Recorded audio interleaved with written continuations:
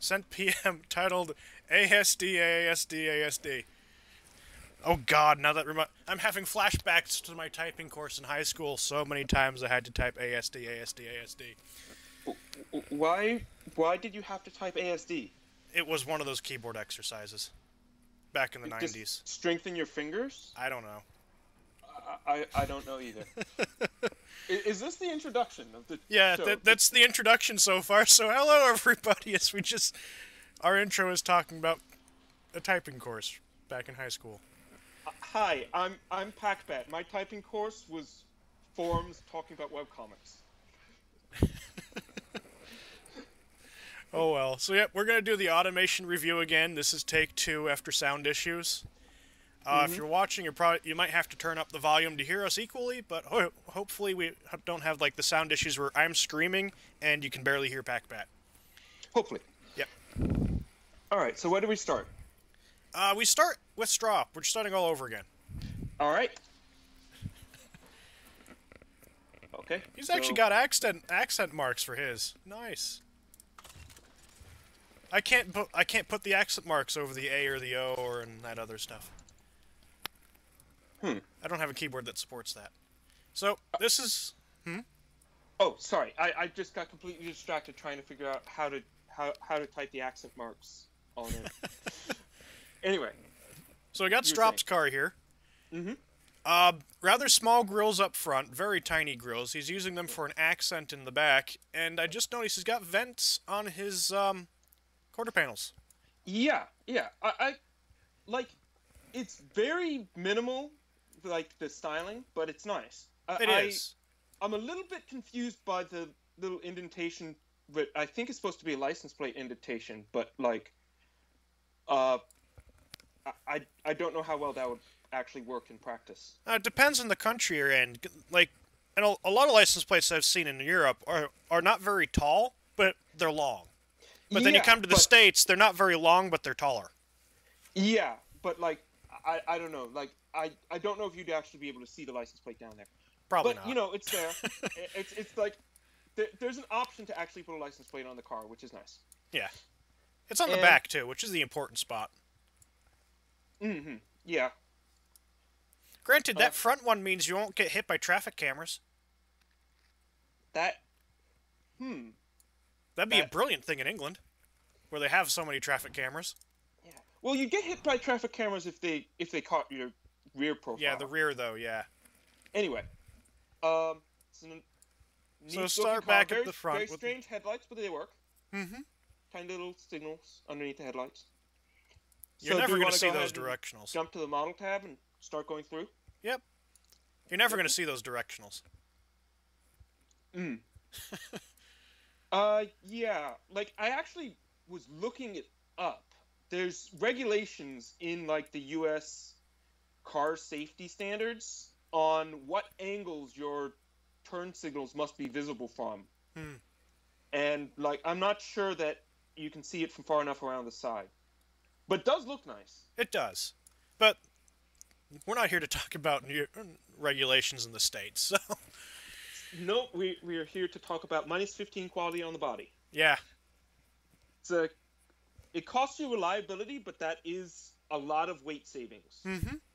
Makes for a light car. He's only running a car that weighs 498.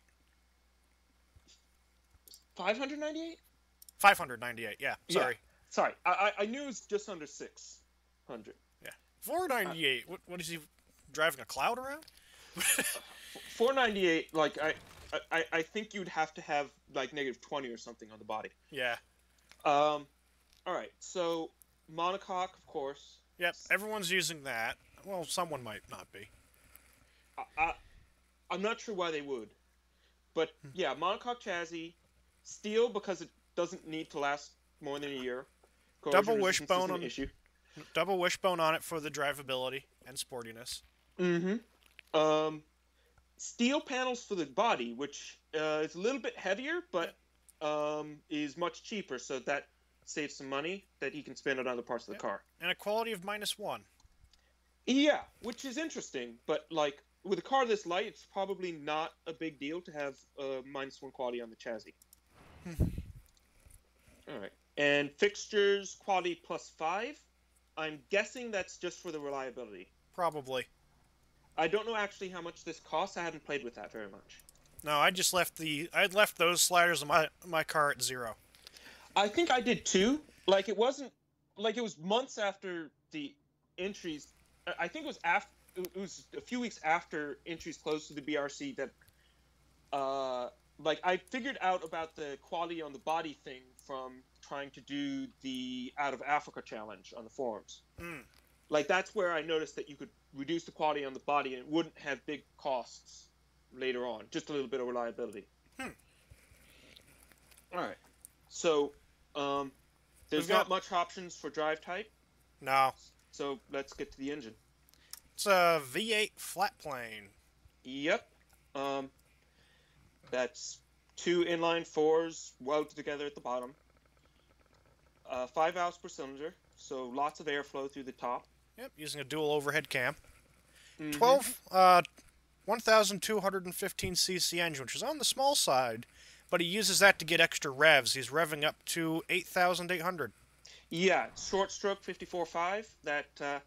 That's why the Conrods are merely complaining instead of just completely exploding. All right. Instead of shooting out the bottom of the engine block. Yeah. Yeah. Or poking holes in the side. Both of which are bad for reliability. Oh yeah, they're not very good. Everything's forged, crank, conrods, piston forged, +1 quality. I was a little bit surprised at the forged crankshaft, but it is lighter than a cast iron crankshaft, even if it's more production units to build.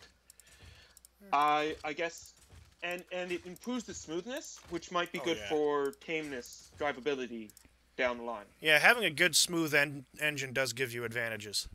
It's one reason why I like to use the inline 6s so much. Yeah, that's what I ended up running on my car as well. He's using, you can tell here, he's using his exhaust to kind of throttle the engine back a little bit.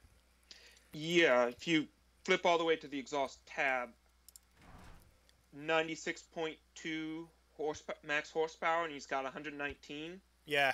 So, yeah, I think that actually helps fuel economy a little bit as well, to have the engine just basically, it can't pull in enough air to pull in much fuel. Actually, it doesn't. Oh, well, fair enough. I'm just kind of looking at it.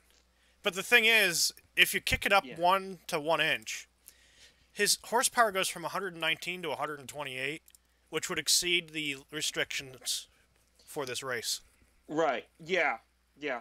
So what he's doing here is he's cutting off the engine so that he has a really flat, really wide power band. But one thing to notice, if you kick that up, look what happens to his reliability. I'm not seeing it change. Oh. I seem to have an issue with my game bugging out, because it shows it for 48.7 for some reason, but when I make the change, it doesn't actually do anything. Look at the hold button. The hold button? For some reason, the hold button was pressed on my screen. Nope, it's stuck on. Yeah, so hit the hold button and hit revert. And it should revert it to the state that you just held it at. Okay, there we go. And then, alright, and then we have the actual... Yeah. But yeah, like I don't use those buttons. 3/4... I didn't use them much because I found them kind of annoying, but they do have uses. Yeah. Anyway, the 3/4 inch exhaust, like, that actually costs him 0.7 octane. Because it's so restrictive that, like, it's promoting knock in the engine. Race tubular exhausts are actually... They're... the heaviest tubular exhaust, but they're lighter than the other kinds of exhaust. He's going with dual exhaust. It's kind of weird why he used race tubular and set the exhaust diameter so low. You could have done the same thing with like a short cast or something and set the exhaust higher. What I found is that better headers tend to be better regardless of how big your exhaust is. I don't quite understand the physics of it. But yeah, like I think the race tubular probably pays off, even with the choking exhaust. I don't know, just evens out the cylinders or something. But oh well. He's Let's see. Go. high compression 777 cam profile, plus 3 quality on his valves. Yeah, it looks like that's dealing with some of this valve float that's going on. Yeah, he's got some, but not bad. Yeah. It's still mostly green. Yeah, like I'm trying to think of what color that is. It's too light to be olive. Don't mind my cell phone that went off. I don't mind your cell phone that went off. Alright, so 2-barrel carb, triple carburetor. I think you can't get a triple carburetor with 4 barrels, so that might be the biggest intake configuration that you can swing on an 8-cylinder engine. Yeah, if you go 4-barrel, it goes down to twin. So yeah, performance intake, because while everybody loves a race intake, reliability doesn't. Oh god, reliability hates it. Put that on there, you lose 6. Yeah, and that's more expensive than you really want. Yeah, particularly in this, it'll destroy your car. Yeah, so 13.0, that's as rich as you can get it, which surprises me. Like I was saying in take 1 that my rule of thumb is each point of fuel mixture is about 0.2 RON. So he could have taken it down to a 13.1 to 1, and it would improve his fuel economy across the board, and it actually improved his performance index. It cost him a little bit of responsiveness, but yeah, I would have gone down a tick on the fuel mixture. We've just started Dark. Dark asked how far we were through the entrance. We're on the first one still. We started a little bit late because we're confirming the sound issues being taken care of. Right, which is what, like before yesterday when we were trying it, you couldn't hear me, but you could hear Jeff, and he was too loud. Today, both of us are too quiet. But then you just turn the volume up. Yeah. So, 85 ignition timing. I was saying this yesterday too. I did an experiment where I was trying to look at what kind of ignition timing was best relative to the cam profile for optimal horsepower. And 85 is pretty near the peak in terms of getting more power with the ignition time, increasing the ignition timing versus increasing the compression ratio. Yeah. So that's at 77 cam profile. I mean, like if you're running at a 40 cam profile, you want something like a 60. Yeah. For your ignition timing. Mine's probably off. Like mine's probably off. No. Like I think I revised mine at the last minute. Like literally the day before they closed revisions was when I revised mine to put the ignition timing up. Anyway, 8,800 RPM. So. Yep. Thanks to the small engine. Optimal RPMs for performance index for this cam profile looks like. So plus 3 quality. That I think that buys a lot of reliability in addition to reducing the fuel octane. It saves the knocking and gets about 3 reliability. Yeah. I mean, some of that is the knocking, but I mean, even that last step from +2 to +3 is worth another 0.6 reliability.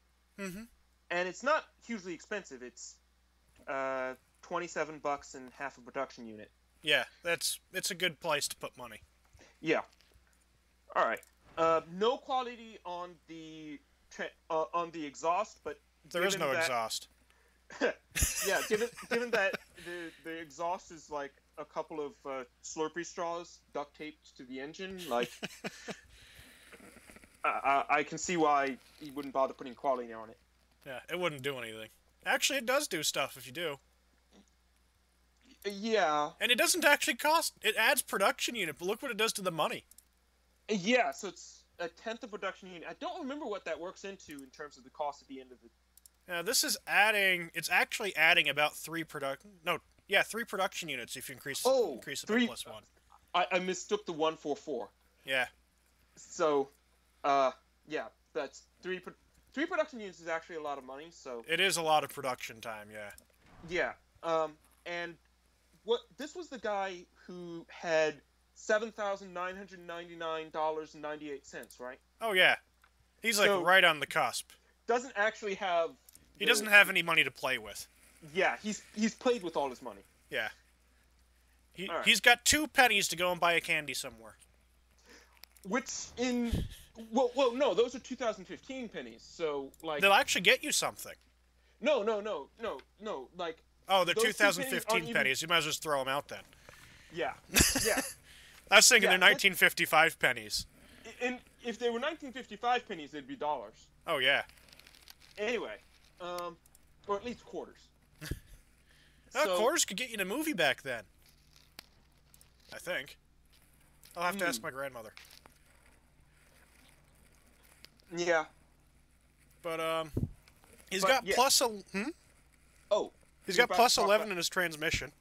Yeah, so that's a lot of wheel horsepower. That's one of the things that I was going to try to calculate for the spreadsheet, was what the wheel horsepower is for all the cars and what power to weight ratio they're getting at the wheels.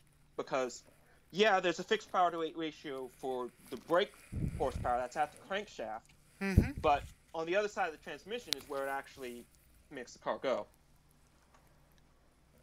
And at plus 11 quality, you don't lose as much to friction. Yeah. And that also improves the differential, which is an automatic locker, because he actually knew that automatic lockers were good. I still feel may not entirely be the case in real life, but I figure if you're an experienced driver, you might be able to anticipate what the automatic locker is going to do. Yeah, I spent a while trying to look up information on people on early forms of limited slip differentials, and yeah, there are people who had race cars with automatic lockers, Detroit locker limited slip differentials, and they raced them and they made it work. So yeah, it's harder to drive than a car that doesn't have an automatic locker, but honestly, in the pre-war period, you would have, or I think actually in this kind of era, you might have had a manual choke adjustment on your dashboard. So if the engine was cold, you could open it up and oh yeah, get extra fuel mixture. So we got it easy. Oh God, do we have it easy? We just turn the key and the thing starts, provided everything's working right. And if everything isn't working right, then we're kind of SOL, because we don't have. There's no choke to work with, so. Yeah. You sit there and go, well, crap. and you need the proprietary computerized instruments to even see what's broken. Yeah. Anyway, but we are in an earlier, more simple time. Yeah. And yeah. Let's see. I think. Yeah, I just checked. He's got it geared down for a little bit of a lower top speed, which makes sense to get to that top speed faster. And you can see that the car's slipping, but only up to about 80 kilometers an hour. Which is higher than some of the others we saw yesterday, but we'll see that later. Yeah, yeah. So he's got some wheel spin, but it's not huge.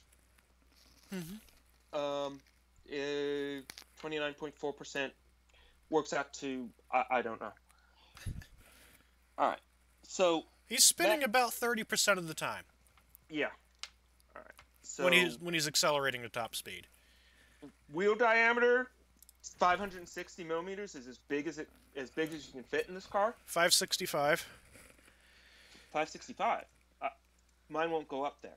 Oh, mine's showing 565 with 11-inch rims. Mine's showing 560 with 11-inch rims. So, well, another one of the minor differences when cars load up in the game Sometimes it just loads differently given the computer. Yeah, the world is a confusing place. But yeah, 11-inch rims is the important thing because that means that he can't actually fit brakes on it. Oh Like yeah, you get a else. 10-inch, you might as well not even have brakes on the car. Yeah, yeah. That 11-inch means he can only do 165s, which, yeah. At plus 10 quality, yes, but still, 195s are kind of like, they're brakes, you can call them that. But this is going to be a problem for all the cars in this time period. Plus 10 quality means that he has enough brakes in the rear. And, like, in the front, he's not miles away. No. He's pretty close on the front. Well, I think one of the things that you'll notice, actually, if you have a car where you can actually fit big enough brakes, is that the front force line will move up as you have more front brakes because there's more weight transfer to the front from braking. Yeah. So, if the update with the two-shoe drum brakes was there, then he could probably get full braking potential, and it'd probably be somewhere over 2,000. But it's not there, and in the meantime, we're talking 11% brake fade, and that plus 10 quality means he stops in 40 meters. So. Or 130 feet. Because I'm oddly enough, I'm using metric for speeds, and then English for distance. Because we're a weird and mixed up settings here, where I am. Yeah. Oh. He's got plus 10 quality on his brakes, which improved the brakes performance pretty dramatically. Yeah. But he doesn't have any brake airflow if you go to the next tab. No, there's no brake airflow, but he's got his cooling airflow at exactly where he needs it for the engine. And he's using plus 6 on the quality. Yeah, I think that's why those grills are so tiny on the front of the car, is because he was like, okay, so I need 55 kilojoules per second. Let me just adjust the size of these grills until I have exactly 55 kilojoules per second. Oh yeah, because you can tell he hasn't restricted his airflow whatsoever using that slider. Yeah, absolutely 0 points of airflow restriction. That's those tiny little grills and those little vents on the quarter panels. That all that he needs. All the cooling that the engine needs and all the cooling it gets. I actually did an experiment where I changed how much cooling I gave the engine and looked how it affects the reliability. If you're undercooled if you're more than 50% short on cooling, then the engine just explodes and the car won't run at all. And from 50 to 100%, I'm guessing it's linear or something like that. And then extra cooling increases reliability a little bit. Yeah, you don't get that much for what you lose in terms of drag. Yeah, I think I did an experiment where I had an engine that required like 20 kilojoules per second and gave it like 6,000 and increased the reliability by like 10. Yeah. So, yeah, excess cooling it helps a little bit, but you're probably better off venting that into the brakes. Plus 6 quality, though, means that 55 kilojoules isn't adding much drag at all. No. Aero quality is pretty cheap in my experience. Actually, brake quality is pretty cheap as well. Well, particularly with small brakes, there's no material to spend the money on. Yeah, yeah. And, like, it's not hard to do a good job if you're not working with a very big project. And then for his interior, he's got minus 15 quality with a basic interior. So you get your park bench seats. And then he's running standard safety at minus 15 quality. Yeah, that was one of the other things that they were talking about in the little dev updates, that they meant for the minus 15 quality to reduce the weight of no safety as well. Yep. Because that means that the car is built to have no crumple zones and no, like, safe cabin structure or anything like that. But it's not implemented for no safety, so that's why it's standard safety with the minus 15. Yeah, you'll see a lot of cars with safety on here with minus 15 because It wasn't a bug in the previous version. It just didn't work with none. Yeah, we thought it was a bug with the standard, and it was actually a bug with the none. Yeah.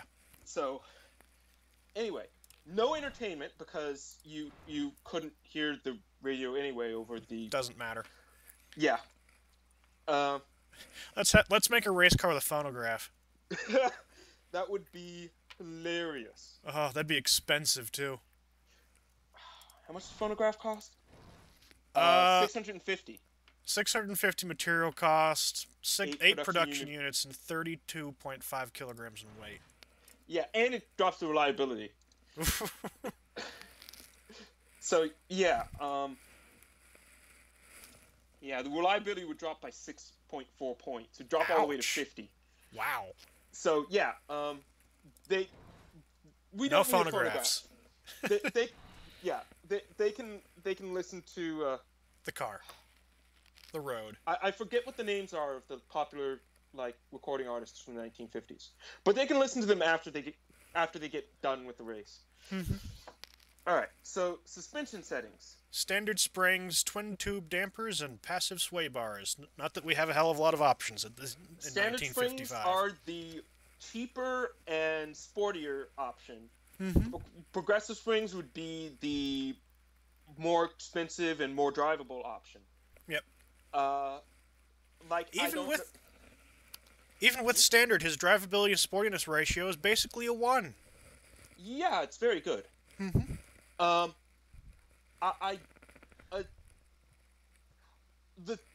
we haven't yet talked about the really weird thing on the suspension settings, which is those sway bars. Oh God. Yeah. Almost 1,000 pounds for the rear. I don't know why the sway bar should be this hard. I'm not sure why the rear is stiffer than the front, because the weight distribution is like 56 or 54, 46 or 56, 44, something like that. But yeah, those are massively stiff sway bars. Front and rear. 53.6 of 46.4. Yeah, but it's 2.6 kilograms per millimeter in the front and 2.8 in the back. So, I guess it works. Does the job. Yeah, it gets him a very good sportiness rating up there. Yeah, the line is barely underneath the red line there, so that actually reduces tire wear as well as making the car grip better and making the car sportier. Oh yeah, and he's got some good G ratings for his cornering at 1.21 and 1.15. Yeah, not the best in the entire competition, but those are extremely solid. Only running 2.1 degrees of negative camber, which is a significant amount. That's probably going to be typical. Semi-slicks. So it's pretty important that it has that very, very close to the sporty line steering behavior, because otherwise these tires would just rub straight off the car. Oh, yeah. And the semi-slick tires wear out fast in the sports compound, but you lose so much performance in the sports compound, it's kind of like, well, I saved the wear and tear, but at a lot of performance cost. Yeah, I actually ended up going with the sports compound because, I was losing so much time when the tires were worn out, and the tire wear was going to increase in the later revision. And I was like, you know what? I'll lose 3 seconds a lap, and I'll pass the virtual version of me on semi-slicks at the end of 10 laps. They can be useful. I consider the semi-slicks better for this because we're essentially racing on racetracks and they're not very long races. But sports compound road would be fantastic if we're doing a longer distance road race. Yeah, and the sports compound cross-country road, kind of thing. I might be at a substantial disadvantage because I think Norrisring is in here, and I remember Norrisring, there was basically no tire wear there. No, there wasn't. So semi-slicks are going to completely dominate that race. Oh yeah. So yeah, Well, looking at the overall stats, he's got himself a very good drivability and sportiness ratio of almost 1-to-1. The other comfort, prestige, safety, whatever. Reliability 56.4. Which is actually not that high, I don't think. I don't remember what the reliability of all the other cars are, but we'll note 56.4 on this one, and we can compare it to the other cars that we're looking at today, at least. But yeah, that's not hugely high. I think that the body quality is one of the things that really reduces that reliability number. Oh yeah. And with the standard testing, he just comes in at 293.48 on the automation test track. Yeah.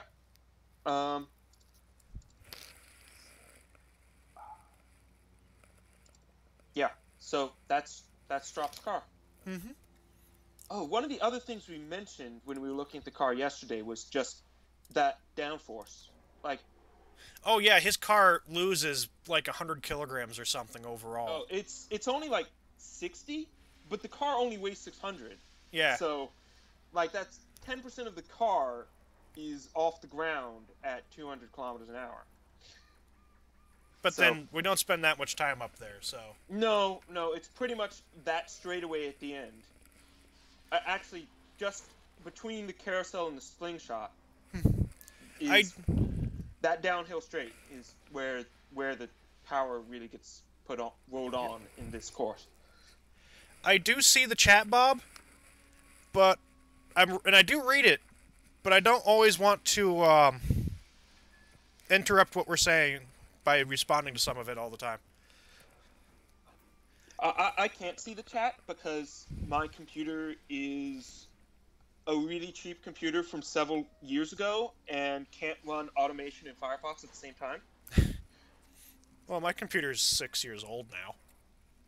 My computer's a really cheap laptop from several years ago.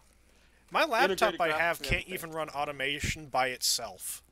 Yeah. So like, I'm glad I can run automation, but I don't want to push it. Yeah.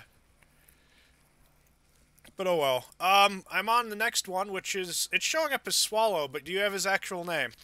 I half a second. I have an idea who it's supposed to be, but I'm terrible at remembering names. Tycoon. Yeah. Yeah. I've got it loaded up. I got it loaded up too. I think we both agreed yesterday that we really like this front grille arrangement. It is nice. Yeah. Yeah, it's a nifty looking car.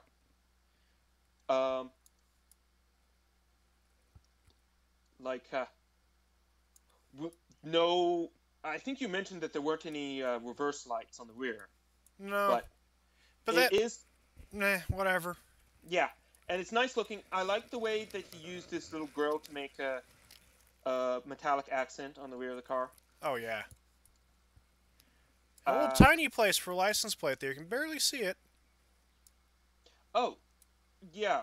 A tiny one up front, too.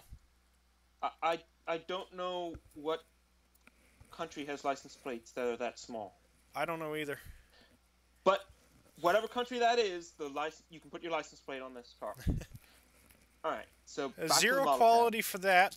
So there's nothing spectacular here. 0 quality, and +4 quality for the fixtures. So again, buying a little bit of reliability there. Usual monocoque, steel material, double wishbone suspension, and handmade aluminum, which is the first car we've seen with handmade aluminum panels. Yep, that brings up to 1 steel and 1 handmade aluminum. Handmade aluminum, it's actually really cheap on these cars because they're so small. Yeah, and you save a good amount of weight too. Yeah. Oh man, I forgot to mention that little hood bump on the trunk too. Yeah, that's a good accent right there. I do like when I take the bodywork away and then look at the engine, how tiny that thing looks in there. Oh right, yeah. Like there's a hood bump, but it's not so the engine will fit. Yeah. That's not its function. He's only running a 1,113cc engine. Mm-hmm. It's A little also a longer V8 flat stroked. plane. A little longer stroked than Strops, but Yeah. much smaller bore.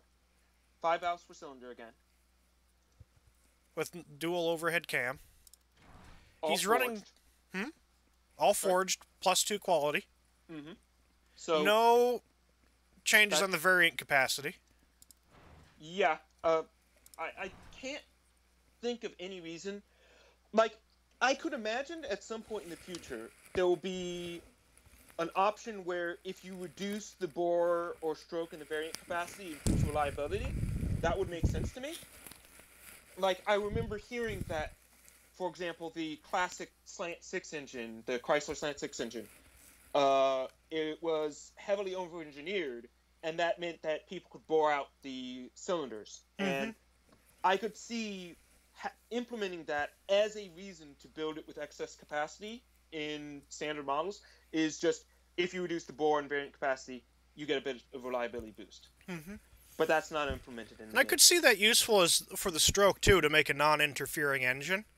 Because my old Subaru, my 1990 Subaru, you could put more stroke in there, but it's a non-interfering engine. So if the timing belt ever went and just blew out the front of the car, the valves would be fine. I'd be stranded on the side of the road, but I wouldn't lose my engine. Ah, yeah. Yeah. Yeah. I think it would be hard to make a non-interfering engine for this one, though, because 11.5 to 1 compression ratio, that's a lot of compression. Yeah. 75 cam profile is similar to Strop. One of the things we didn't mention was having an aggressive cam profile actually improves the fuel economy at the top end. It makes worse fuel economy from 0 up to the power band, but a better fuel economy at that top end, less valve lift. The valve float is that's really what makes that fuel economy grams per kilowatt hour just skyrocket as you're going up to the red line. And this guy doesn't have any valve float. Well, it says it does if you hover it over, but it's still green enough that, like, is there really any? Yeah, this is just barely valve float. Yeah. Here. It's the conrods that are actually going to cause the engine to explode. And probably not, because they're yellow. Yeah. They're solidly yellow, but, you know. Well, it was solidly yellow for the previous guy, too. And his economy curve is pretty well forward on the RPM gauge towards the top end. Only 1 point on the cam profile, on the top end quality. So it's actually a little bit surprising that it doesn't have the valve float. I'm guessing that might be because it's a smaller bore. Yeah. Maybe that means the smaller engines don't have the same valve float problems. Yeah. So smaller bore, probably exchanging valve float for conrod issues. This one is a 4-barrel. 4-barrel. Still running at 13, but different fuel system. Ignition timing is still very high. Yeah. That's pretty good for performance. Second, like I did it. Let's see. I did a calculation like, at an 80 cam profile, like 78 ignition timing was pretty close to optimal in my little test engine. So that's a pretty sensible kind of ignition timing for the aggressive cams that he's got. Plus 7 quality. The 4-barrel carburetors are less reliable than the 2-barrel or 1-barrel carburetors. So more quality means getting some of that reliability back. Yep. And he's keeping some quality to begin with, as you said, or about to say, he's got a performance intake as opposed to race. Yeah. The standard intake, it gives you another boost to, well, normally, It doesn't actually make a difference between standard or performance in this car. Interesting. So yeah, just go straight for the performance intake in this one. Yeah. Race intake would be kind of disaster. Oh yeah, because his reliability is rather low at only 28.4.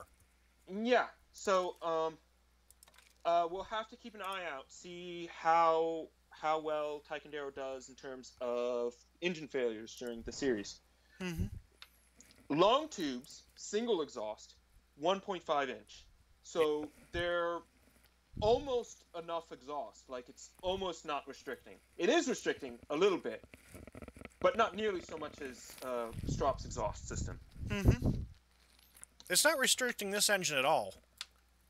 Well, I mean, if you go up to a 1.75, you do get an extra horsepower. 1 horsepower. Yeah. So, and slight more efficiency, but the efficiency is so tiny. Yeah. I think probably this one gives a little bit of a flatter power curve, and, you know, that's what a lot of people are going for in this competition is they want to have their 0.2 horsepower per kilogram as much as possible. They want to be as close to that as they can get it.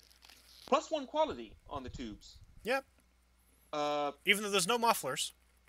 No mufflers, but, you know, that's a little bit of care with building these long tubular headers.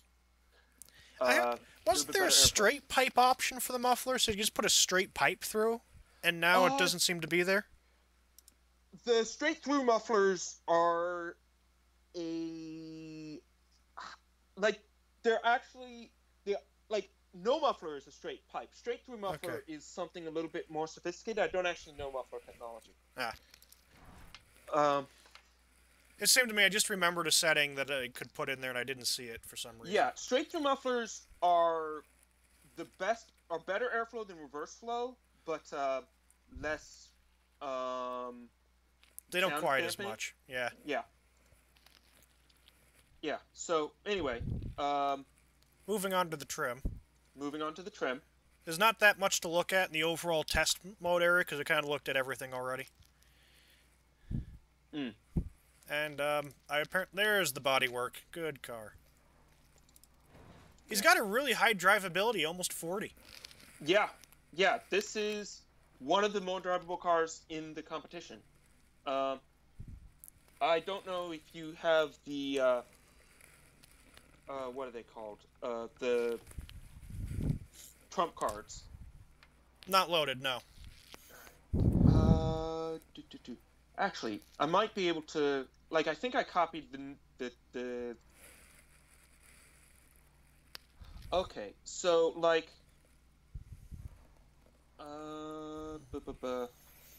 the transmissions. So the highest track drivability on any of the trump cards was a 42.6. So this is very high. This is close to the top end in terms of drivability. Yeah.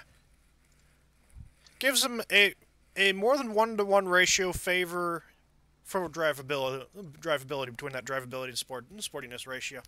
Yeah.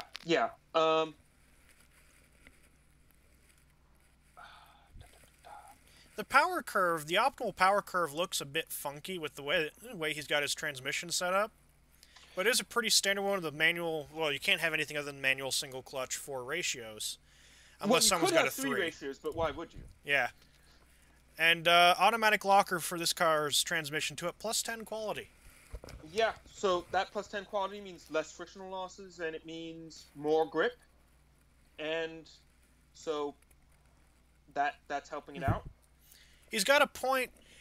When he's accelerating, when he hits 40 kilometers an hour, he stops spinning his tires. But about when he hits 60 again, he's spinning again. Until he hits 80, and then he stops. Yeah, so it's skipping a little bit on that low speed because when it hits the peak of the power curve, it just overwhelms the tires there. Oh, yeah. So you have to be very careful with the throttle control with this car in first gear. All right. So tires, semi-slicks. I'm not sure what my computer just did, but it gave him a bunch of drivability. Did I accidentally click on something there? Nope.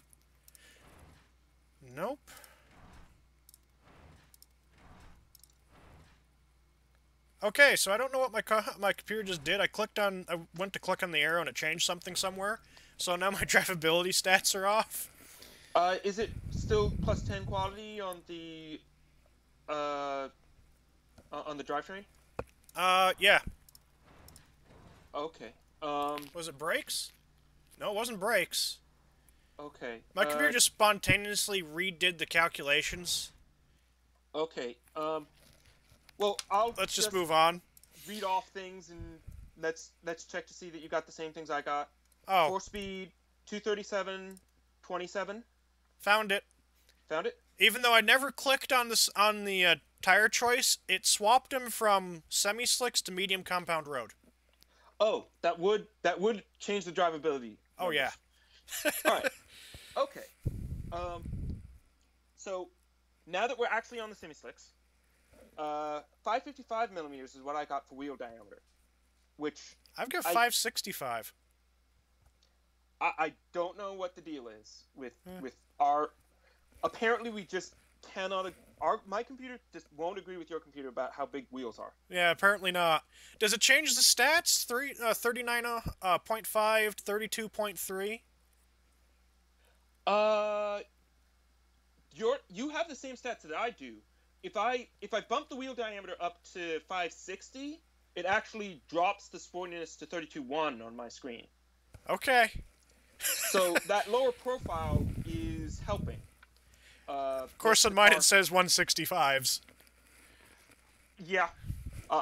I couldn't tell you what's going on. Yeah, I don't know either. Anyway, once again, this is 165s on 11-inch rims. It's just about as low a profile as you can get in 1965, which, if you look at it, isn't very low at all. And there's some funky rim are you talking about wheel diameter? Wheel diameter, yeah. I'm looking at tire width. Oh, yeah, tire width is 165, but wheel diameter is 555 millimeters. Yeah, I've never actually altered the wheel diameter on my car, so it didn't even cross into my head that I could do that. So that's where that confusion was. Okay, yeah. Number 2, wheel diameter, 555.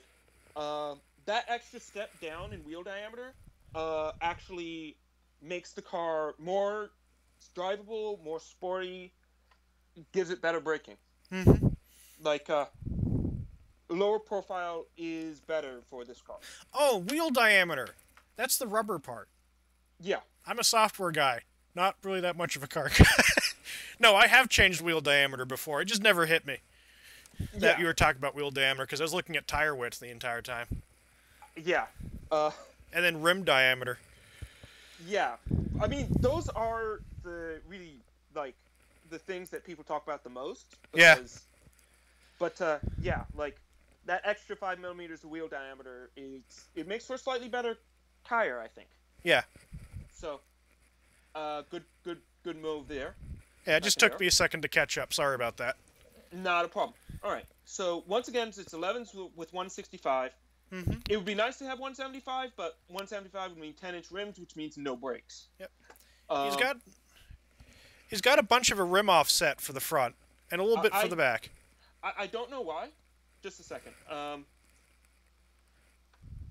It looks like that gives drivability, having the extra rim offset at the front. Mm-hmm. Wait a second. Why is it saying 39.6 now? My game has just decided to make his car better. Okay. Okay. There's something very strange about the way the rim offset behaves. So, like, I don't know. Like, I think that's something that devs should probably be taking a look at. Yeah. I usually don't use it because sometimes it gives you benefits and other times it doesn't. If I understood it better, I could do more with it, but I don't. As Bob says, apparently the rim offset gives a wider base, which is supposed to give a better turning radius, but the game's finicky with it. So sometimes it just doesn't do it. Okay. I think I heard that they don't have the like 2-track suspension stuff calculations in. Like, that's something that they are planning on adding soon. Mm-hmm. So that might make the rim offset have more dramatic changes in future updates. Mm-hmm. Anyway. On to the brakes. onto the brakes. You're not going to see anything other than drums. And they're all going to be about 195s. The only difference we'll really see with this is quality. +9 instead of +10, which is, it costs him 0.2 meters on the braking distance. Or nearly 2 feet. Yeah. I do like how the way I've got this set up, I'm literally in the same line mixing metric and imperial measurements. From 100 to 0 kilometers per hour in feet. 131.8 feet. Yep. Only 9.9% brake fade. Which is better than the other car. That probably means he's got brake airflow, which he does. 7.7 kilojoules per second. The cooling is actually just a little bit underneath what is required. So that engine reliability is going to be hurt still more because a little bit of cooling shortage. Not much, though. Yeah, and he's got a higher average reliability because of, I think, the better quality body panels. And +6 quality, a lot of aero improvements, keeping the car more aerodynamic. Higher top speed, 222.4 kilometers an hour. Not quite as fast as Strop, but pretty good. Like, I think the high end of the top speed range is 245, but I think the 220s is more typical. Yeah. Oh, that reminds me. Back in the gearing. He's got +10. But the top speed setting that he has, I believe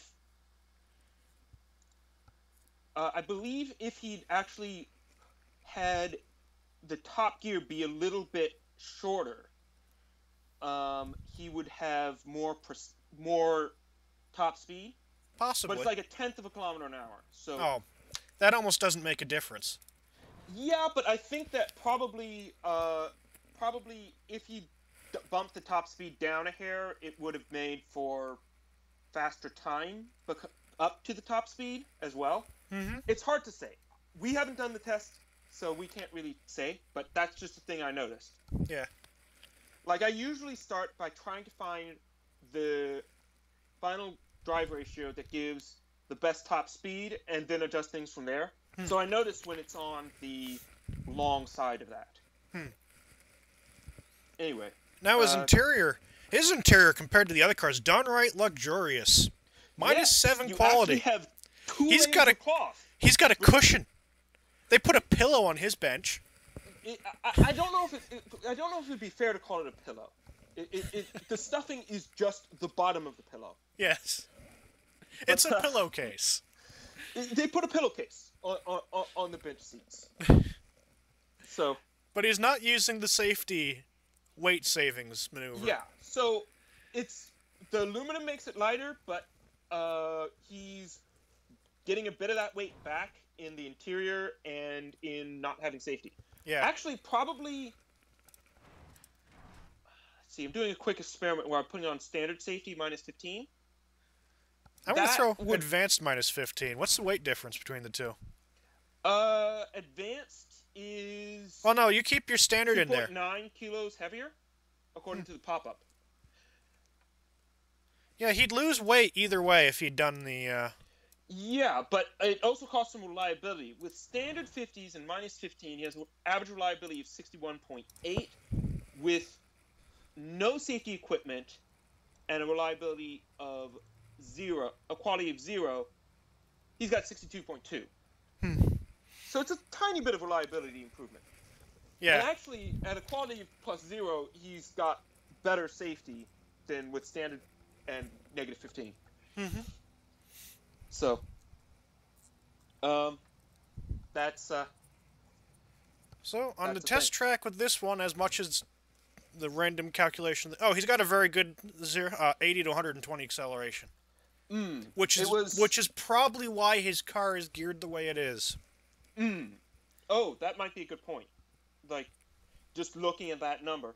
Yeah, because that's... The other one was a 3.7. This is 3.6. Yeah.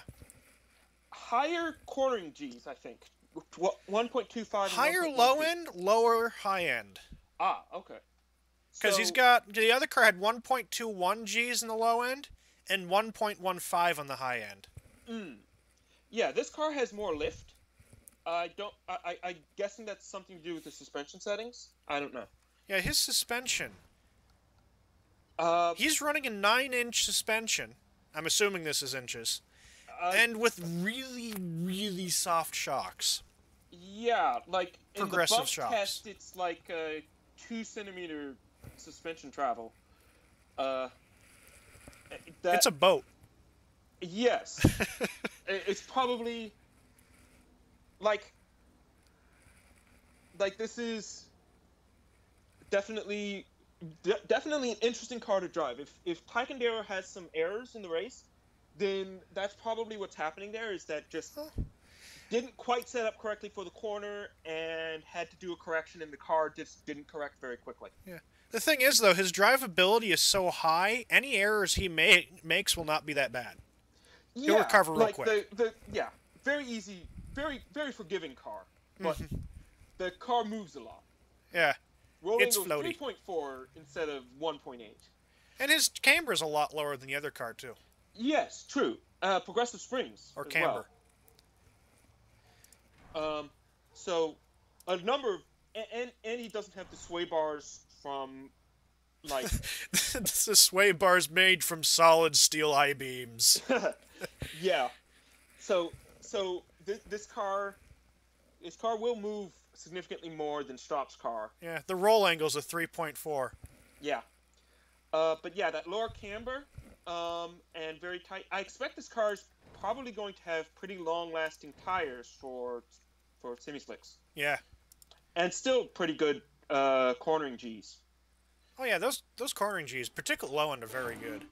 Yeah, let me look at my cheat sheet. He's running 238.07 on the automation test track. He's more than a second faster than the previous car. It's pretty good. Yeah. I just checked the cheat sheet. For the small circle test, 1.29 is the best one from the trump cards. For the large, it's 1.16. So he's close to the top end for the small circle. Strop was close to the top end for the large circle in terms of cornering Gs. Yeah. For the bottom end, it's like 1 G, less than 1 G. If you get less than 1 G, then your car doesn't turn very well. No. Like that boat that I made for one of the car manufacturing contest things. I made the, what was it? Pax Americana car. Ah. I think I remember seeing that car. It was like about 47 feet long and 33 wide. Yeah, it had a marine diesel engine in it or something. Yeah. The car was so heavy that if I made the tires any smaller, they just blew up. Yeah. Yeah. So, yeah, like, this car may be a boat, but we're talking a speedboat. Yeah. I've loaded up Lothrin's car now. Alright, just a second, I'll catch up with you. Yep. Sorry, I got ahead a bit. Not a problem. Not a problem. Alright. So now... I like the color on this one. It's a nice purple. Yeah. Yeah. Rich. Royalty. And I like that little... Like, he used the bonnet bump to make a little thin little stripe bump in the front of the car. That's very stylish. I like that. I'm kind of just looking at this, and it looks like... What was that car? Oh, yeah, the guy named... The Hey Arnold show, where the guy had the football head. I don't... And it kind of reminds me of him, but with an afro, because of that bump on the front. Huh. Like, I haven't seen that show, so, like, I don't have these associations. I didn't watch it that much. I didn't actually like it. I wasn't a... Fair enough. I'm still not a TV guy, but I do remember some of the stuff. Yeah. I'm glad that I have the version of this car with the fixtures on it, because it looks very nice. Yep. Now that you actually have fixtures, last time you didn't have any. Yeah, I had that grill, and that was it. Yep. His back grill's end is in the very same place. plain. It's a good place for the grill, but the grill is much better with anything else to like go with it. Mm-hmm. Yeah. It comes together very nicely. His back end is a bit plain, though. Look how small those door handles are. Yeah. Like, that's a 2-finger door handle. Yeah. But if you look, like, I just flipped over to the model tab. It's -15 quality, so that doesn't weigh very much. No, it doesn't. And it's handmade aluminum, so it weighs nothing. Oh, yeah. So you probably only need the 2 fingers. Actually, the wind probably opens the door for you. It's just a button, and the wind comes in and opens the door for you. He's using. It's a royal car. The wind serves you. It's a -15 on the safety.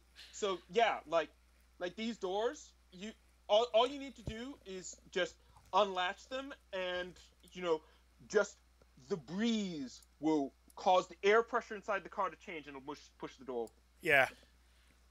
The car knows when the Majesty has shown up to drive it. Yeah. Yeah. He's got, for the fixtures, the quality is -1. That's the first time we've seen a negative quality on the fixtures. Yeah. It probably saves a bit of money. I don't think it hits reliability too badly. Yeah. I mean, like, he doesn't have any... Lawthorne doesn't have any more room to reduce quality on the bodywork, so if you're going to save some money, then fixtures isn't a bad place to do it. Nope. Alright, so let's get inside and look at the engine. It's another V8 flat plane. Nice red little valve covers. Because red means that it has more power. Indeed, indeed. Actually, I think it's the 1.4 liters that makes it have more power. Yeah. Bigger bore than stroke. All of us 60.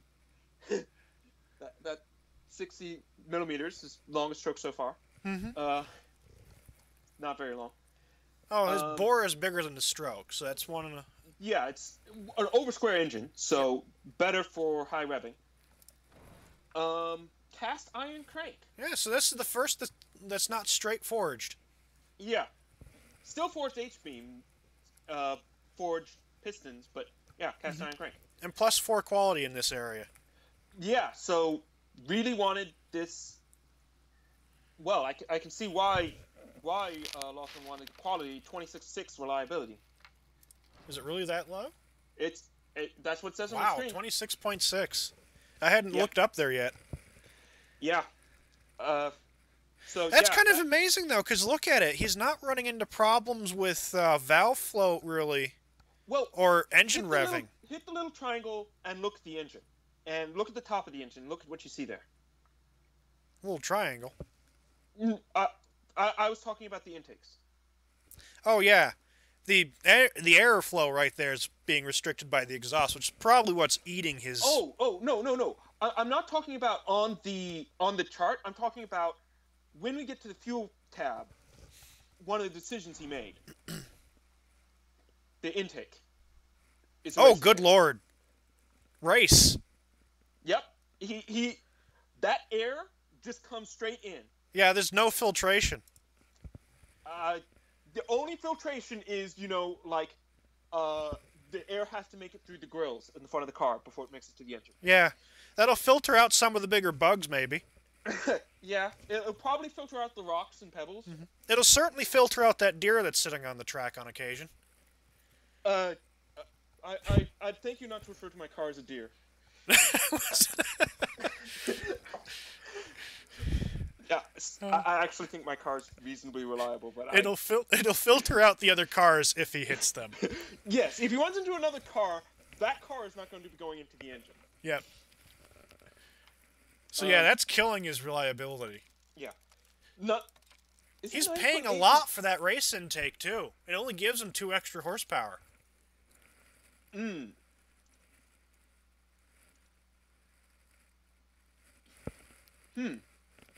Yeah. Dark just came up in chat and said, I was planning on catching dinner. Well, I would recommend catching it using something other than a car. Like, I think arrows are cheaper if you want to kill deer.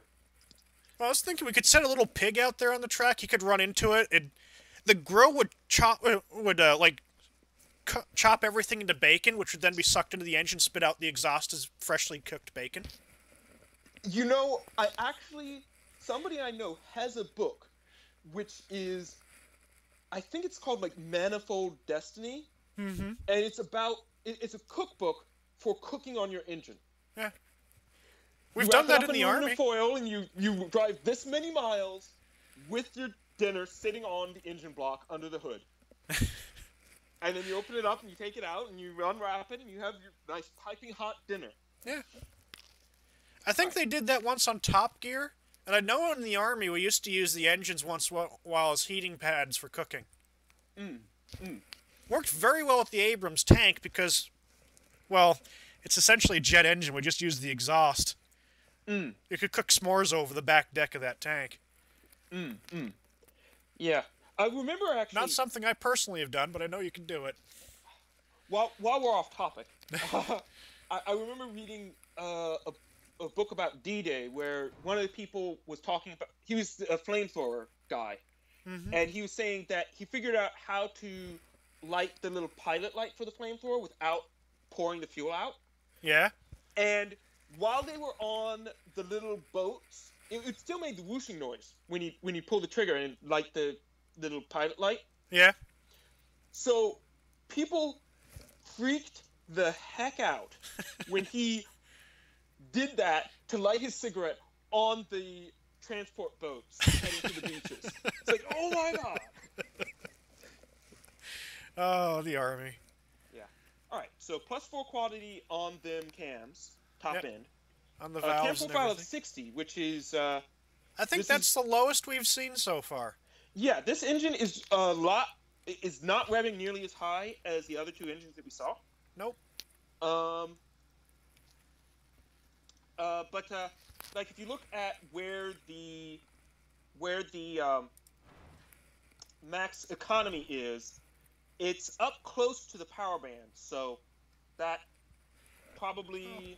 His peak horsepower is his peak horsepower is 7,200 RPMs when his peak efficiency is way back in the 4,100 RPM range. Well, I mean, that's inevitable. Yeah. Like, you're never going to have your peak efficiency at your peak horsepower. Like, no, I'm just saying it's a bit far away for a race car. Like, I mean, if you look at his power band, 4,600 to 7,200, from 46 to 41... It's pretty good. It's not a huge difference. No.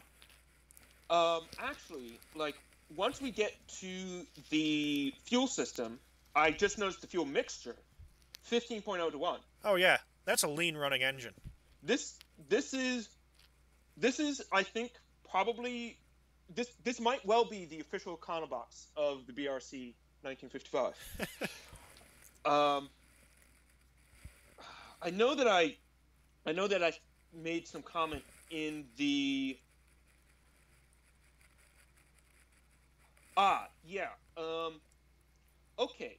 Yeah, Lotharen had the best, like, road travel fuel economy, 4.3 liters per 100 kilometers in the in the competition, but he was close to the best in the final pre-test. I don't know if he's made revisions since then. I don't know. Anyway. Well, this will be the car that you submitted, so. Yeah. So, yeah, like, this is the econobox. Like, if it weren't for the fact that the car would occasionally just, like, suck pebbles into the intake and, like, destroy the pistons and completely stop driving, this might be the best daily driver in the competition because best fuel economy. He's got an interesting thing for his exhaust, though. Race tubes to minus 15. Yeah. Minus 15. That might be the first and only negative 15 quality exhaust. That well, it is the first minus 15. That doesn't help reliability at all. Oh, what did even... Interesting. I know that exhaust quality affects reliability. Like, yeah, he's only losing 2, though. Let's see, 28.8 versus 26.6. So yeah. Yeah. Uh, Depending on how much money he's saving. Yeah. Like that is. Material cost is unchanged. Production units down to 101.6. So that's a lot of production units saved. Yeah. Anyway, we've got to mention fuel system. This is a 4-barrel twin carb. So, let's see, 85 ignition timing at. Let's see. Let me check my cheat sheet. That's rather advanced for having such a kind of low cam profile. Yeah, I think in my testing a 60 was better, but I don't know. Like I could believe an 85 was pretty good. I mean, yeah, like it's. Let's see. Yeah, I guess in my test, either you wanted to go very high cam profile or round about 60. So in my test, the 60 was better, but I don't know. The 85 might be better for this particular engine. Could be. Anyway, so very advanced ignition timing. +4 quality, which is good with the 4-barrel carbs, and the quality is needed for the reliability. See, there's a little bit more performance to be had from increasing the rev limit, but I think Lothringen must have decided that the reliability was low enough as it is. Yeah. Must have decided that the extra revs weren't worth it in terms of performance. Yeah, he's got 300 RPMs of overrun, and the engine, the power curve's pretty flat anyway, so it's not a huge deal. It's just little ticks of little bit more reliability. It might help with the economy as well to have that rev limit capped there, because the grams per kilowatt hour does keep rising as you increase it. So he might be doing a bit of hypermiling here with his engine. Yeah. He is running a dual exhaust. He is running a dual exhaust. I think a single exhaust is lighter, but I don't know. He's running a dual exhaust. Oh God, you don't want to run single exhaust on this. Nope. Well, you might want to run a single exhaust, but it'd have to be bigger than a 1 inch. Yeah.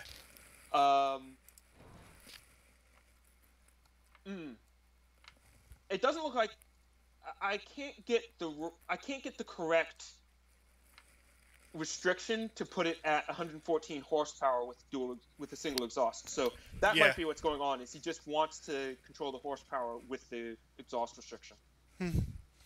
All right. Anyway, to the trim. +9. +9 with the transmission. Automatic locker. So, good amount of extra power there. Good amount of extra grip for straight line acceleration. He stopped spinning at about 75 kilometers an hour, roughly. Let's see. Two-thirds of the way from 60 to 90. Yeah, 75 or 80. Yeah. So, I did a quick check with the top speed final drive ratio. He has a little bit of top speed if he'd increase that. So, probably once again, drop that down for better acceleration to the top speed. He's got a 6.90 to 100 time, which is pretty good. He's also got a 1-to-1 drivability and sportiness ratio just about, but his drivability and sportiness is lower than what we've seen so far. Yeah. Okay. On the top trumps, like the low number for track drivability, which this isn't track drivability and track sportiness, but they're close. The low number was a 22.9 for drivability and 17.6 for sportiness. So it's in the middle of the range on the sportiness, but it's toward the low end for drivability. So this car is probably not doing great on the sort of difficulty metric No. that their buyer uses. Okay, so I'm getting an interesting problem now, and I now see why I suddenly changed the tire compound. People on the stream can see it, you can't, but my arrow key Yeah. brings up the tire menu.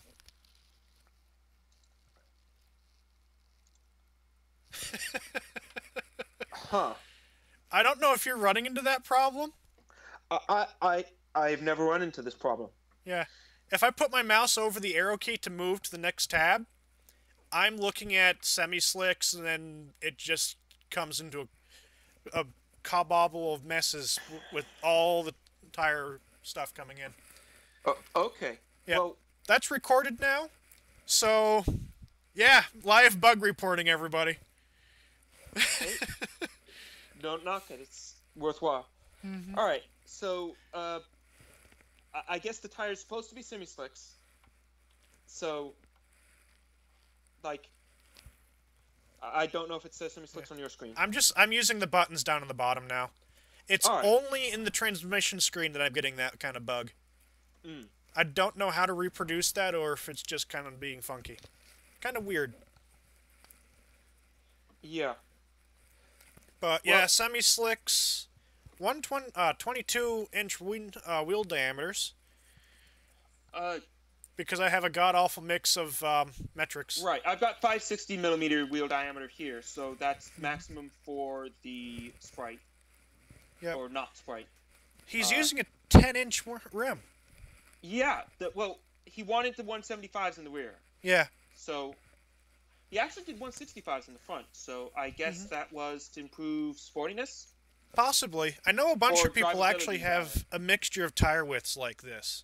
Yeah. So, we're looking at, no, don't do that. Yeah, it's 165 95s in the front and 175s 85s in the rear. No rim offset. Brake quality, he only has 170s, so yeah, brake quality would be cheap at 170s.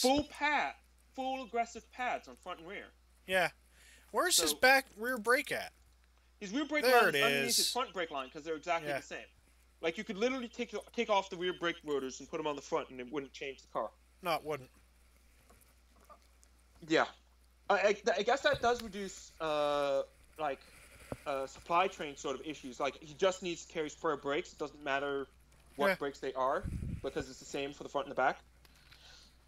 But in terms of performance, I think dropping that pad type in the rear would give him a lot of drivability, and it wouldn't cost him hardly anything. Actually, going to 90, it's 80, 70, 60. It costs him brake distance, and it does cost him sportiness. Yeah, but, like, let's see. Actually, I'm just looking at it. Yeah, if he went down to a 70 in the rear, it costs him a little bit of sportiness, but his drivability would go up to a 26.2. He'd have a higher drivability than sportiness if he softened up those rear brakes a little bit. And it wouldn't cost him any brake distance at all between 170. So, no, it wouldn't. So, I think, like, that's not the decision I made. I think that there are probably a fair number of people who just went with the most aggressive brakes that they could. I know that a number of people found the brake force diagram confusing. Yeah. But I think he could have softened those rear brakes up, and that probably would have helped the car be a little bit easier to drive. Like, the rear brakes wouldn't lock up as easily. But then you might want to power slide around the corners. I don't know. That's what I do all the time in the winter. Tires, I don't know if this might be a sprint race, but the tire wear is significant. Yeah. All right. So +8 quality. So yeah, they're smaller brakes, but he's still stopping in 42.5 meters. 139 feet 4 inches. It's nice that we don't have to go on Google and get the unit conversions on that. Oh yeah. Very convenient. Even if I got this weird mix of metric and Plus old style. 12 on the aero quality. Yeah. He's not cooling his engine enough. Yeah, but it's not that far off. Not a lot, but a little bit. So Lothran might be another one who has some engine reliability issues. Like that engine might overheat. See you later, Bob. All right, good seeing you, Bob. Or it would be good seeing you if I could see you, but I can't see you. Wish I could see you. All right. But yes, a little bit of undercooling, lots of brake airflow, which helps keep the brake fade down to 15. Which is pretty bad. It's pretty bad, but like, here, I'll do a quick experiment. If I gave it no brake airflow, the brake fade would just be negative 15.9 instead of negative 15.5. So it helps a bit. It's worthwhile. It does mean it's another 0.2 of drivability, it's another 0.1 of sportiness. But yeah, that brake fade, that's probably going to be a significant factor in the race. Yeah. Yeah, plus 12 quality on that Aero. This is a streamlined car.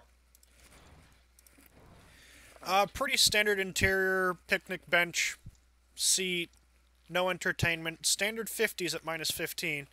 I like how he put the quality. The lack of entertainment is also at a minus 15 quality. Yeah, it doesn't do anything because there's no entertainment. It does nothing, but the manufacturers were very clear that all the electronics have to be as light as possible. Like, yes, this entertainment that isn't in the car, it needs to be the lightest possible lack of a radio that you can make. They took the air freshener out. Yeah. Every ounce. Except for the badge, because the badge is important. Yeah. But every other ounce. The branding badge must stay. Damn it. I mean, how else are you going to market your brand if you don't have your badge on your car? I mean, you got to sell. You got to move those models off the lot. Yeah. There's not even a speedometer or anything on the dashboard. It's just the brand badge. That's it. Actually, if you check, that badge is actually the speedometer. It rotates as the car. All right. Okay. So progressive springs, twin tubes, passives, like there's minus no 3 other quality. Interesting. Another I soft. think I might have gone negative quality on the suspension as well. It doesn't cost a huge amount in terms of drivability and sportiness. It doesn't really cost anything, which is kind of surprising. It's a lot less comfortable, but yeah, it saves you a little bit of money, and it costs 0.3 drivability, 0.2 sportiness to go down to that minus 3 quality there. But it saves some money, which is. The car is pretty close to the limit, so I can understand that. This one's tuned for drivability. Yeah, and bottoming out. This won't be the worst bottoming out, I'm pretty sure. No, but it is an extremely low car. Look at that camber. That is a lot of camber in the front. So, and a lot of understeer. So this car might have some tire issues toward the end of the race on some of the courses. Kind of soft suspension. Yeah. 1.4, 2.0. Yeah. Soft dampers as well. No I-beam dampers. No I-beam sway bar. No, pretty standard sway bars. Like, I think I would have increased the damper stiffness because that does improve drivability and sportiness, and it doesn't seem to cost. Like, it's not a compromise there. You get drivability and sportiness both from increasing damper stiffness. But this is probably pretty close to one of the standards with a lot of negative camber in the front. Yeah. And let's take a look at the test track. His reliability is rather low overall. Oh, 52.8. Yeah, that is towards the lower end. 240.65. Sorry? Oh, that's the time. Yeah. Oh, okay. Yeah. the 1.22 Gs in the small circle and 1.06 in the big circle. Once again, the up force is doing its job. See you later, Parallax. The only problem I see with me saying that to everybody when they go, as people come and go, I say that before the chat view in the stream actually catches up. Oh, you're giving spoilers to the people watching it on YouTube. Yes. Yeah. But his slow speed cornering is pretty good. High speed cornering not so. Yeah. Well, it's 1.06. It's not terrible. No. It's like it's toward the lower end, but it's not at the lower end. No. Yeah. So 6.9. That's one of the better 0 to 100s that I've seen. Just a second. Let me open up my notes on the top trumps. 3.8. 0 to 100 times 6. One person did pull to 6.8. But 6.9. Yeah, that's close. Yeah. Yeah. 3.8 is the slowest we've seen for 80 to 120, but it's not that. It's a tenth of a second. Yeah. So yeah, the car's peppy. He says the car was tuned on the green hell. Oh, interesting. Okay. Do I even have that? No. Well, I have it, so I'll go ahead and give you the time in about 3 hours when it finishes calculating.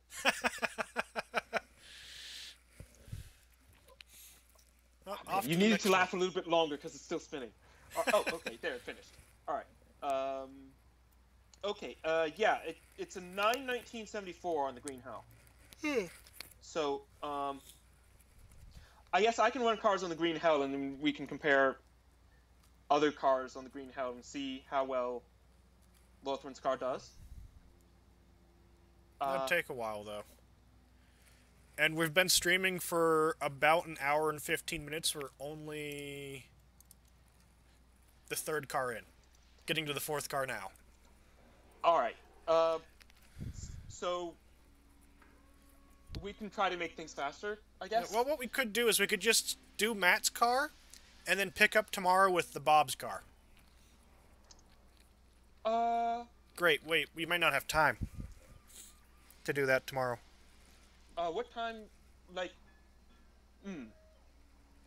Because I'm available to do that. Yeah, I'm pretty sure I'm available to do that tomorrow. But we'd be doing it while I'm processing videos. Which really isn't that big of an issue with this computer. I just won't be running at the current... You guys can't see it because of where I put the chat, but I've got a frame rate counter in the top corner, and I'm running between 45 and 50 frames a second. Not that... Ooh, no, frame rate's important when there's nothing changing on screen. But it'll just mean it's doing 30. Yeah. Which no one's going to see anyway. I have an appointment in the middle of the day tomorrow, but like probably 3 o'clock or afterwards, I could hop in. Okay.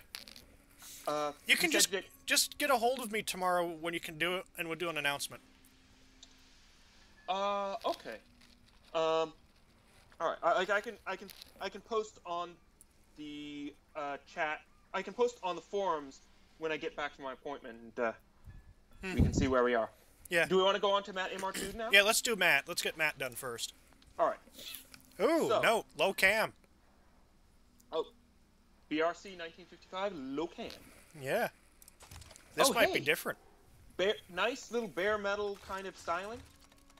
I'm still loading. There we go. Ooh, like they just threw primer on that. Yeah. Oh, I'm getting a little bit of echo. Echo? I heard my yeah through the stream. Yeah, but yeah, I like the bare metal color. Actually, Packbat Autoworks in 1945, I think their car was bare steel. But yeah, like little silver bullet here. I like the rectangular headlights, the little circular rectangular headlights with the circular ones below it. Low grill. Vents on the hood. Yeah, it looks good. And I don't know what these vents up here are. They I get additional vents up here On the hood? and toward the back of the hood, like right up near. Oh, the right windshield. there? Oh, I know what he's going for. Mm-hmm. Because in many modern cars these days, right in front of the windscreen is a vent system. Yeah. So That's where my car's air intake is for like the vent system for the car, for to bring air into the passenger compartment, which is always a joy when it's snowing. Because guess what I get in my car? Snow. Snow. That It'll be sounds parked uncomfortable. there. I get in the car, turn the vents on, poof. Because it's pulling all that snow in. Huh. That is an interesting engineering Yeah. issue. It's not as bad as my old red car. I don't know why Subaru does that, but they put it right there on top, and it's just right there exposed to the elements. The snow builds up on top of it. But one day we had this really, really fine snow come down, and I hadn't thought anything of it. So I got in my car. I forgot, it was years ago. I forgot why I was getting in the car. But I turned the car on, and I always leave the vent system on when I don't shut any of the electronics off. Yeah. So I turned the car on, I just hear the poof, and my car turned into a snow globe. Huh. It was all these tiny ice crystals just floating in the car because it was a really fine snow that night. Yeah. And I'm like, everything got coated in a thin but visible layer of snow in the car. Oh, it was hilarious. Yeah. Well, Matt MR2, just be advised, you should probably put a tarp over the car if it's going to snow that night. Yeah. Like just bring a tarp with you, throw it over the car. Like, and then you don't have to scrape your window. Because everyone loves scraping windows of ice. Huh. Turn signals on the quarter panels. No turn signals on the front of the car. Well, you can use the headlights as a turning signal. Just have the headlights flash. I've seen that. Yeah. And then you can for the brake cooling. And it's a good idea to have a turning signal on the quarter panel because some idiots just kind of like turn into your car. Yeah. I like there's no break-up lights, but I like the little light arrangement in the back, the little circle, little rectangle. It's an interesting look, and the little depression where I assume that the license plate's going to end up going in there. Perfect car for Canada. They don't have license plates up there on the front of the car. A lot of U.S. states don't have license plates on the front of the car either. Yeah, I live in New York. Yeah.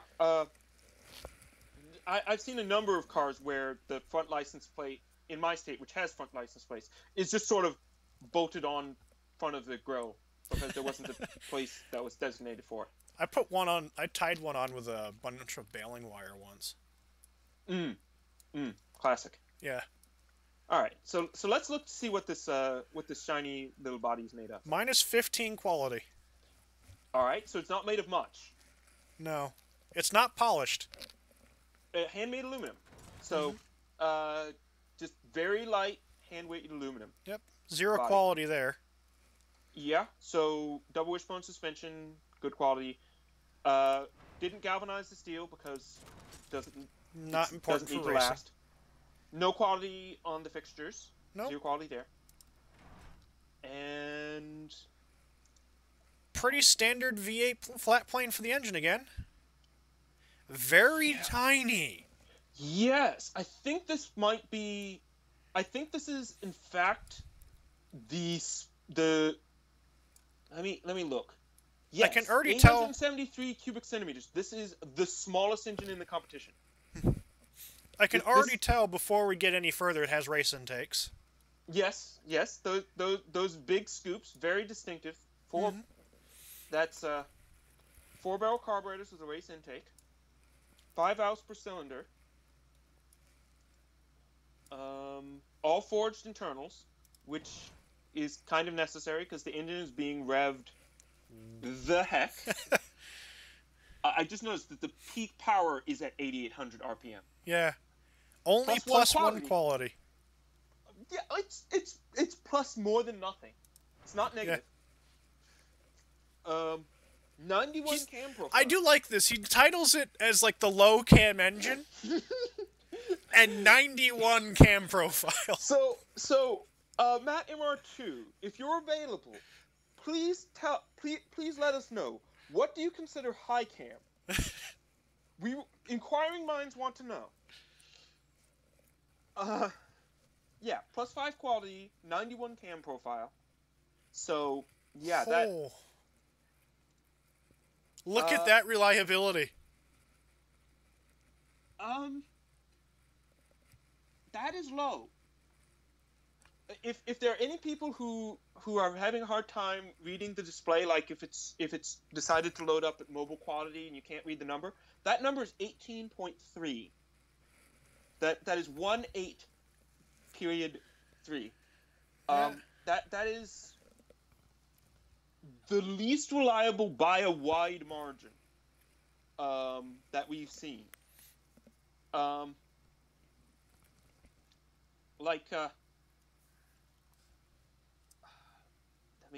me check. Quality +5. Oh, it's not. Okay. Ashley Black had an error with her car, which meant that her reliability was displayed as a 0. But this 18.3 is not the lowest reliability among the rest of the field. Actually. Is it one of the cars that were submitted, though? It is what. I don't know if it's a car that we're looking at, but yeah. This is. It's an actual submission that just wasn't sent to us to look at. This is one of 2 cars that are under 20 on their engine reliability. So yeah, give Matt MR2 a little bit of space because his rear tires might suddenly lock up from his engine seizing. We seem to have a pretty standard fuel system with 4-barrel carbureted twins. Yeah, not necessarily race. Strop was using triple. Hey, he's the only using the two. He's the only one using the 2-barrel twin triple carb. Yeah. Let's see. The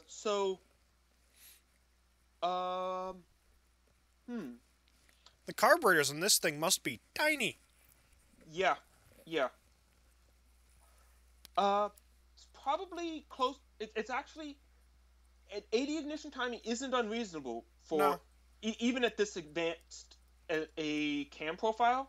Like you could run it with a higher ignition timing, but it's not absolutely necessary. Mm-hmm. So I'm guessing that this is probably the best setting that Matt found. Yep. Look at the RPM limit. You know, there was one engine where I was like, did that rev all the way to 10,000 RPM? Because I thought that was the upper limit that the game offered when I was just looking at the trump cards. But yeah, this is a 10.5. This isn't the highest. I don't think this is. Is this the highest revving engine? I don't know. I don't know. If I know there's 2 that rev really high. This one revs really high. At 10.5 is very high revving. Mm-hmm. The first 2 engines we looked at, their red line was 88. Mm-hmm. And 88, that's where this engine, is its power peak. Yeah. So yeah, this is one buzzy little engine. Mm-hmm.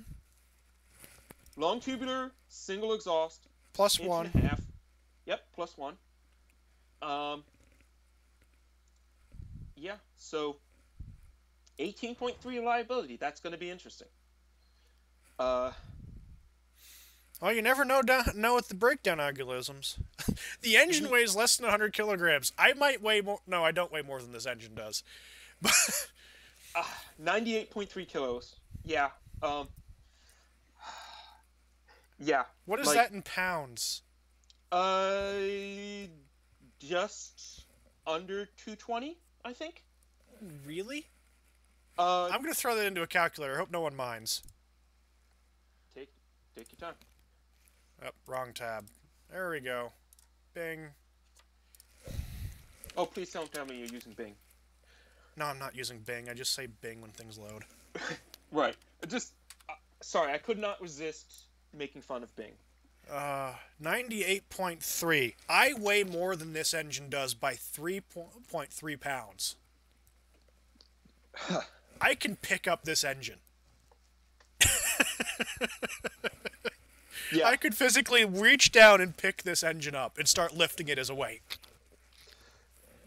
I'm impressed, and also, like, I'm impressed by the engine. Because, yeah. It's deeply amusing that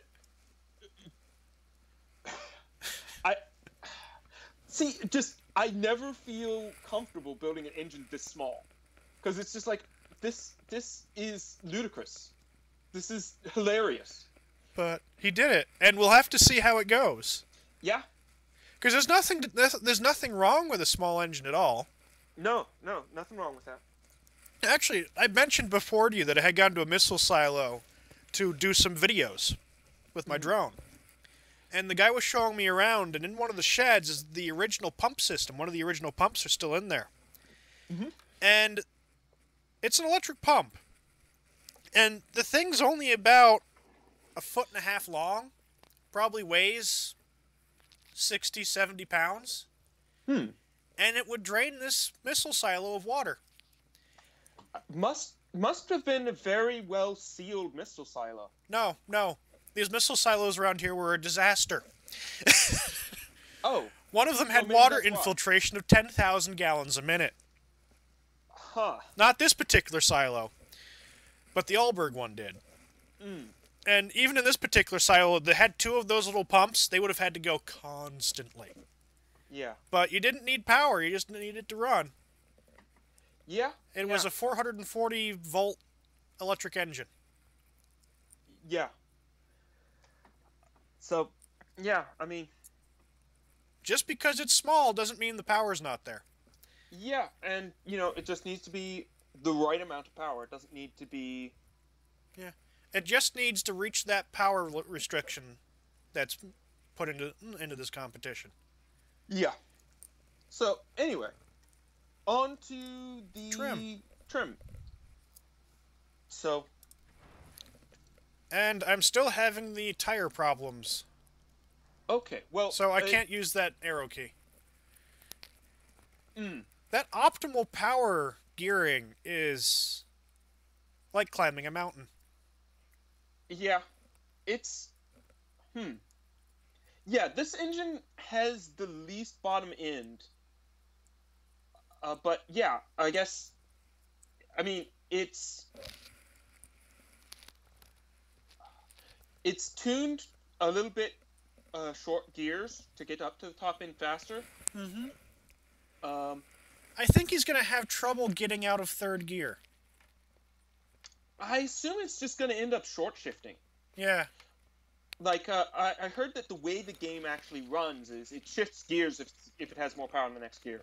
Yeah. So, like, when it's doing the calculations, it's like, okay, here's the red line. But he's going to short shift going from second to third and from third to fourth, because there's no reason not to. Yeah, there's no reason not to. He's losing too much power revving on all the way. He revs up to 10.5 to go from first to second. But yeah. Automatic locker again. Good design. Plus 11 quality. Good design. People know where to put the money in the transmission. Transmission is a good place to put your money. Alright. Kind of like the other car, he down around slightly below 30 kilometers, he stops spinning his back tires, but then he starts again shortly thereafter. Once the engine actually hits its power band, like, them tires are spinning. Yeah. Alright, so this one's another one on semi-slicks. Another one with a 10-inch rim. With 175 tires on both front and rear. Yeah, no games with the rim offset, just straight 175. Going on to brakes, we got a plus 11 quality. Small brakes. Well, he's got as big as you can fit on a 10-inch. Yeah, it is. Yeah. He's got his pad type for the rear set up better than the other guy did. Yeah. Dropped that down to 0. Pulled the front up to 100, so get as much braking as possible, as drivably as possible. That's... And I'm going to go out on a limb here, and due to his brake fade, I say he's got no air going by the brakes to cool him. He actually has air going by the brakes to cool him. Ah, damn. I was wrong. It's not much. 1.5 pounds. Sorry, 1.5 kilojoules per second, but he does have a little bit. Although, I don't know... Actually, I'm going to do a quick test. That cooling airflow over the engine, though. Exactly as I thought. It is exactly half If you increase the brake required. airflow by 1 tick, the average reliability goes from 45 to 0. Oof. So this engine, all I can assume is that they are trucking around a refrigeration unit into their pit lane, and before they push the car out onto the racetrack, they dump ice water into the radiator, and they're just hoping that ice won't melt before the end of the half hour. Because yeah, this is minimum airflow. Yeah. I think that this is actually as close as you can get to zero reliability engine. I think he is just going for aerodynamics over reliability. He's got +4 here, but that aerodynamics, he's still gotten 217 miles an hour, kilometers an hour, not miles an hour. That would be impressive. 217 kilometers an hour. So yeah, he's just keeping the airflow down. The car doesn't weigh anything, so it doesn't have any power, but it's still getting close to the same top speed. Not to the same top speed, but you know, in the ballpark. Yeah. And really, the drivability and sportiness for such a small engine is really, really good. For having such a unique engine. Yeah. He's towards the upper end on both of those. Yeah, like the upper end of sportiness is the 34-ish, 34.7. Upper end of drivability, so 42.6. So yeah, this is actually one of the sportier, one of the more drivable cars. -15 on all the qualities, including the entertainment that it wasn't installed. Yep, no air freshener for this driver either. No air fresheners at all. Progressive springs, that helps with the drivability. Actually, I'm going to do a quick check. An aggressive camber setup. Yeah, progressive springs is worth 0.5 drivability.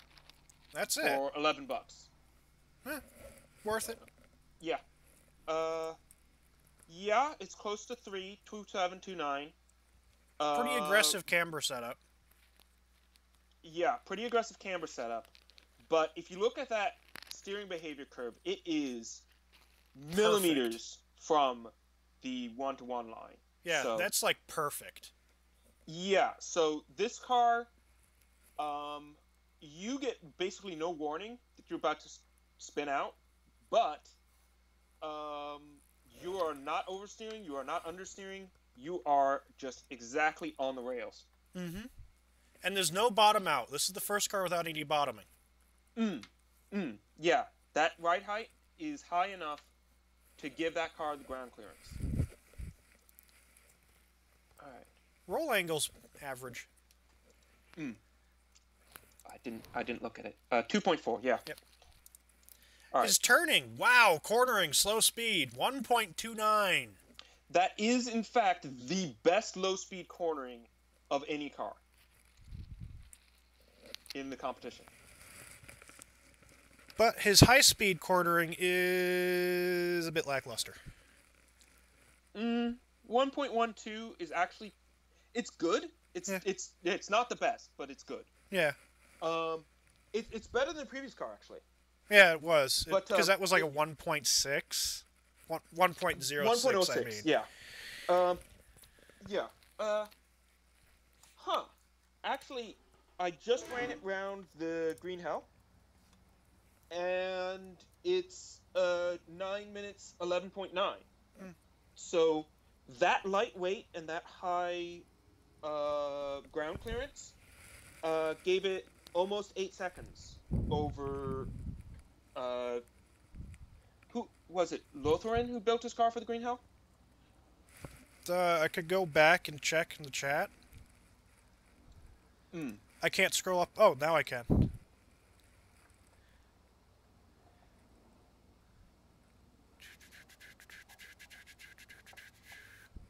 Plan on catching dinner.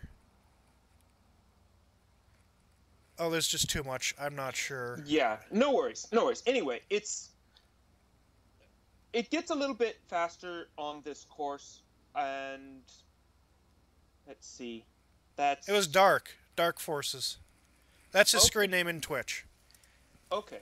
Let's see, most of that is in Sector 2, so yeah, that's cornering performance, I think. This guy's time on the automation track is 2:37.67.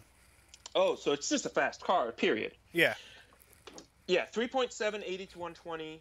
That 1.29 cornering Gs and 1.12, that's probably overall, in terms of overall cornering, the best. And that light engine means 53 to 46.8, so it's closer to the ideal weight distribution. Mm-hmm. It doesn't have a top end, but this is a very sprightly car. So, yeah, definitely a car to watch out for. And I think, what was it? Somebody said that this car was losing speed from tires at the same rate that it was gaining speed from reduced fuel weight. That might... I was saying that about my car. Oh, okay. All right. Because at the end of that testing, I looked at it, there was a net zero almost. A perfect net zero. Yeah. In performance loss because of the amount of fuel my car was consuming. I don't know if this car does that. Yeah. It is quite efficient, though. 4.68 per 100 kilometers.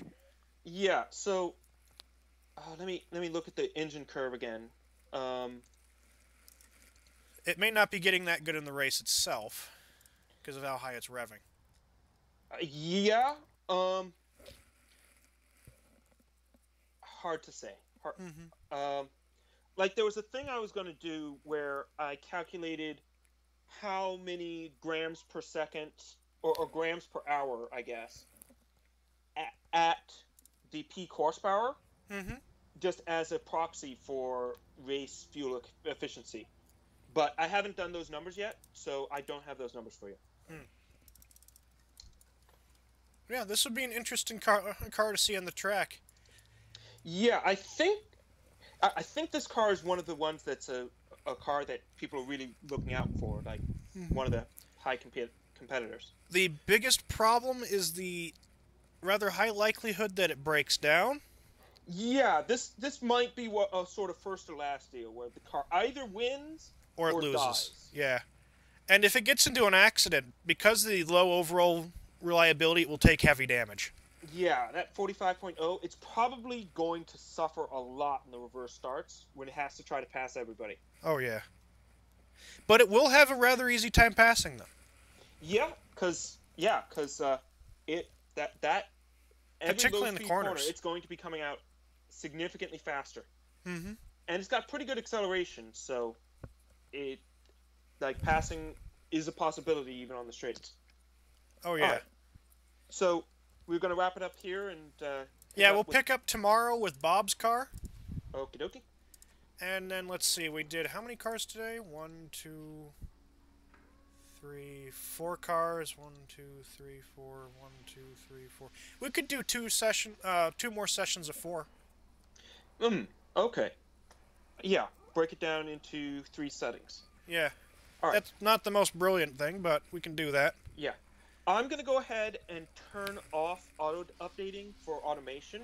Good point. Just to make sure that we will still be running the right version for all these cars. Mm-hmm. Yeah, that might delay the races if everyone's car goes kaput. Well, I mean, their buyer's program is different than automation, so that's not gonna happen to their buyer.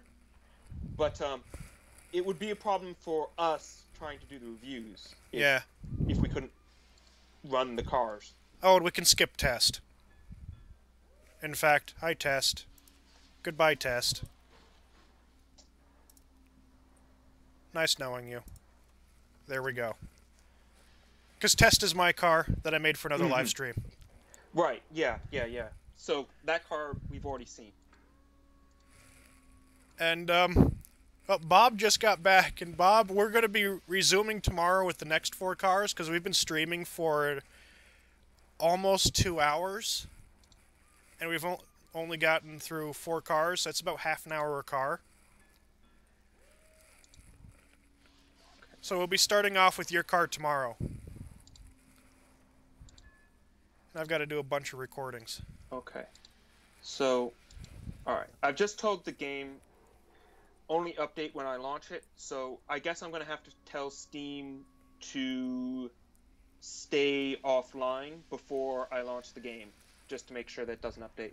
No, you should be able to set it so it doesn't update at all. Where? No, it didn't reset itself, or resort itself. Because you're right here. Oh, the car did resort itself. Why?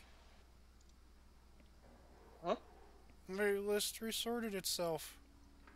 Huh. Suddenly I'm not last anymore. Well, we... Leo's now last. Rob's still in the same. Let's see. The 4 cars we did today were... Strop, Lothran, Matt, and Swallow. Yeah. Swallow not being the actual guy's name, I just can't Swallow remember. was Tyconderos. Yep, Tycondero. So, we know which cars we've done, and we can do the other cars. We can make sure that we're doing the other cars when we pick up again tomorrow. Yeah. Like, I can just keep track of which cars we've done. In fact, what I'm going to do is I'm going to delete the ones that are done. Okay, sure. I'll keep them on so I can pop Oh, back you got to if I be need kidding me. It's resorting it as I'm doing this. Yeah. I think that's why I was thinking about just trying to do it in numerical order, was so that we would have a fixed order that didn't depend on the game being consistent. Yeah, because this game isn't consistent. I'm trying to delete Swallow for the second time, and there we go. Yeah. Alright. So... Yeah, we're going to be done for the day. We'll pick up tomorrow in whatever order my computer happens to load everything. I make no promises what order that will be, because it's just randomly resorting itself. Yeah. So, good news is, if you have cars that, if you haven't sent in your car yet, because it's randomly resorting itself already, we might as well just throw more cars into the hopper. Yeah. So just send your cars in. Alright. And then we will just... I hope we... Actually, it's still kind of limited in how much time I have, because I do have to leave Tuesday. Okay. So, I can try to be less loquacious tomorrow. That wasn't a problem. Yeah. Anyway. I didn't help by telling random stories. So But they were great random stories, so yeah. I really have no objections. But oh well. See y'all tomorrow. It's just, we've been broadcasting for about 2 hours now, and I need to eat, and I need to get a bunch of video recording done. Alright. And I gotta process this, too, to get it up. Okay, so bye everybody. See ya.